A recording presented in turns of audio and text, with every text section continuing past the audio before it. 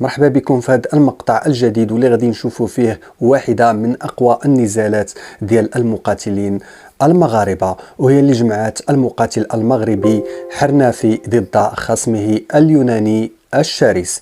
إليكم أهم تفاصيل هذا النزال، لكن كنتمنى ما تنساوش تخلونا التعاليق ديالكم والآراء ديالكم أسفل هذا المقطع، وكذلك ما تنساوش تضغطوا على زر الإعجاب تشجيعا لنا لنستمر كالعادة في نشر المزيد إن شاء الله.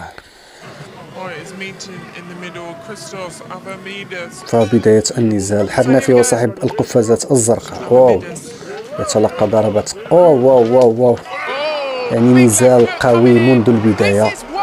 بوم بوم ما شاء الله، يعني نزال قوي. شوف الضربات، برافو حرنافي، هو صاحب القفازات الزرقاء كما قلت.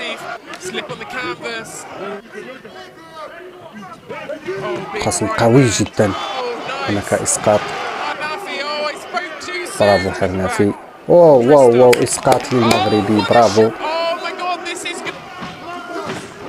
واو، نزال قوي واو.